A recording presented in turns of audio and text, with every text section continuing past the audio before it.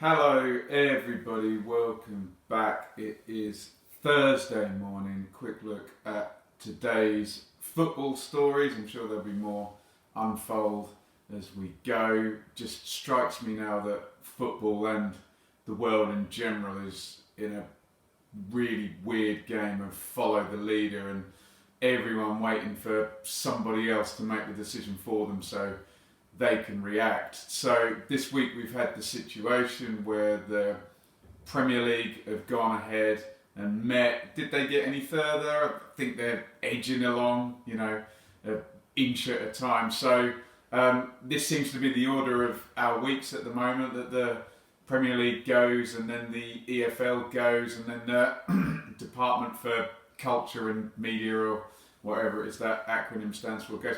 So yesterday it was the turn of the EFL. Different information. I was led to believe that there was going to be 3 separate meetings, although it doesn't seem like League 1 and 2 was actually due to happen, and I think that's either going to be today or tomorrow. I think that's tomorrow indeed. So most of this is focusing on the Championship, although remember the Championship is very much governed by what the Premier League eventually decides. This is the joy of having separate parties deciding this, although we have heard that no relegation's off the table now, is it? We've heard from the FA and Greg Clark saying that their powers as a special shareholder is going to block that. So that's what we know, and we know the Premier League was attempting an 18th of May training restart, followed by hopefully the country going into phase 2 and then a 12th of June football restart that weekend. We had the training protocols and lots of outrage over that yesterday. Check out yesterday's video. In fact, so here's what the EFL have come up with yesterday. They do, to be fair to them, seem to be trying to push the Premier League along a little bit. Obviously, the Premier League is the gatekeeper here, as I keep saying, but we do just seem to have lots of people putting their hand up and saying, but what about this? What about this? And I know there's this UEFA date looming, isn't there, of May the 25th for, look, are you finishing or are you cancelling the season? So as that gets closer, maybe things get a little bit clearer, although it's crystal ball time for what actually happens in the outside world. So let me get on to the EFL. We had another EFL statement yesterday. Seem to have had about 100 of these for whatever reasons this season. This one says, current attention is clearly on the immediate next steps, but the long-term impact on the league and its clubs, remain as stark as previously outlined. So does seem to be, when we talk about the differences between Premier League and EFL, that Premier League is very much how can we finish the season, everything will be fine going forward next season. With the EFL, there is the extra issue of that tail. I mean, I guess there's an argument of, look, we'll cross that bridge when we come to this. If we can't do 9 games, then, how is next season even relevant at whatever point? But the issue being, if you do play next season behind closed doors, what support will the EFL clubs lower down need to even be able to complete that? So that's an issue, and I really hope, being a supporter of an EFL club, that Rick Parry is strong here, because he really, really needs to be, as it's literally life and death for some of these clubs, let's just say. Sorry to use that term in this pandemic, but I couldn't think of a better one. The statement goes on, the consequences of COVID-19 pandemic will not be rectified simply by a return to play behind closed doors. So again, other measures need to be taken long term. So I'm glad they're looking at this broader view, and the pyramid, it's definitely not pyramid shaped, is it? Put it that way. Until all outstanding matters are concluded, including finalising a comprehensive testing programme on match days and non-match days, the EFL board has informed its clubs that a return to training should not take place until 25th of May at the earliest. So, although the EFL are trying to push forward with the Premier League, well, they've gone a week further back there with the training. Then you're going to have these conversations about worries, because we're going to go on in the next story about the EFL trying to match the Premier League start date. So they're going to have more games to play, more teams to cover, and a week's less training as we're going. So interesting one, that all kind of tricky, isn't it? Is there any posture in here? Oh, we're going to start on this date, and just trying to force things forward, when the reality is, will that be put back a week, put back 2 weeks, put back till the start of July? Who knows? I'm of the view now, look, just put a damn plan in place and see how close you can get to it in the safest manner possible, is where I am at with this now. I'm frankly fed up of all the whataboutery and, you know, the hands going up and everyone trying to stop it. So yeah, that would be where I am. Dialogue continues with our colleagues across the football and political landscape regarding these and other issues. So get your thoughts in on the EFL statement. Didn't say a lot, I understand, but put yourself in their position when you're beholden to, you know, what's the Premier League going to do to a certain extent. I think they kind of said what they could, and there does seem to be an effort to move forward. So let me know what you think of the EFL's statement, and particularly how are they doing. I know obviously we're mainly a championship channel here, so loads of supporters of EFL clubs. Do you think that they've got your clubs back at the moment? Seems to be some good indications in that regard after maybe the regime under Sean Harvey not necessarily having you back as well as they could. So the journalists obviously have managed to get some extra stuff than the EFL are prepared to give us.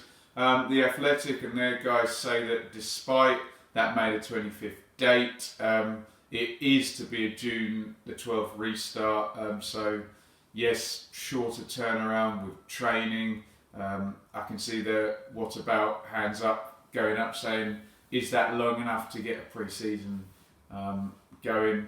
Who the hell knows? Is June the 12th really going to be the actual date, or is that just where they've put the flag into the ground at the moment? It needs a notional date, doesn't it? Despite the fact we all think, particularly for the Championship, that will probably move, won't it? A majority of second-tier clubs pledged their commitment to respecting promotion and relegation. So a majority where I come from, there's 24 teams, would be 13 and above. Obviously, we've heard, it's just so difficult with the self-interest. We've heard certain clubs against it, certain clubs for it, certain figures speaking out from certain clubs that may not represent the actual position that the executives of those clubs give. So good to hear that the majority want it done as ethically as possible. Coaching teams have concerns over the short turnaround, particularly as initial training will require an element of social distancing. Yeah, that's fair enough. I suppose I've used the term whataboutery a couple of times, but it is fair to say that if we're still in phase 1 of soft lockdown until June the 1st, so that's 1 week of fitness training without tackling and going near anyone, followed by 10 or 12 days of full contact stuff if they get the testing sorted and we do go into phase 2. So much is going to be learnt from the Bundesliga this weekend and seeing what full contact actually produces. I think so many of us hope, from a football point of view and from just a general safety point of view, that we get through this Bundesliga weekend and there's not a big flare up of new cases, and then we have some evidence to say, look, they did it, you know, and away we go. Any clubs who raised issues were encouraged to adopt a can-do attitude to get the season up and running again. I do like that, a can-do attitude. It's I'm sure we've all been situations in life where we're trying to get something done and there's a stick in the mud about it, and you just want them to be a bit positive and have a can-do attitude. And I do think that is vitally important for clubs and players to take that attitude at the moment. I heard James Tarkowski speak really well on the Sky show yesterday, and I love the term he used. He said, as safe as possible. We've had some footballers coming out and saying 100% safe, and it's like, no footballers, the entire world is in as safe as possible as their remit for going back to work. As a B&M lorry goes past out the window, I'm sure the factory up the road there will try and make it as safe as possible, but no, can't guarantee 100% safety. So a can-do attitude is important, and it needs to be, right, let's try this, let's do it as safe as possible. And obviously there is risk attached to this. I'm not suggesting that any human being should be a guinea pig in any type of way, but I would hope that, comparing it to a B&M factory up there, that these players will be protected in a strong way, especially in the Premier League, hopefully in the Championship, and maybe that's why we can't do League One and League Two. The Mirror, who was it? John Cross, said the EFL will take part in talks with the government, Premier League and PFA on Thursday. So more today, and I think it was last Thursday we had that meeting with the Department of Culture and Leisure and Media. There we go, I've remembered the final letter of it. Very interesting extra in John Cross's piece though, that says Mirror Sport understands that a salary cap was discussed, and the clubs must agree a figure of between 15 and 20 million for the total wage bill. Then any club over that figure, which is always the case for relegated teams, will only be able to sign new players on 10 grand a week, which is the average wage in the Championship, until their finances fall into line with the wage cap. So really interesting, bit of speculation and conjecture, I'm sure, but as Simon Jordan was talking about, a wage cap related to turnover, to 50% of turnover again, obviously that would still reward teams that manage to create bigger revenues through their fan base and good recruitment and sales, etc. This sounds like the Mirror reporting just a hard salary cap of a number. I don't know whether this is a permanent thing or for the next season, which might be behind closed doors. It would certainly cure some ills, but then do you need salary caps in other divisions to match it, etc.? It could make things a better playing field, but could it then, in terms of quality, make that huge gap between the Premier League and the Championship larger? Interesting thought. And we know that, 68 grand a week, top paid Championship player?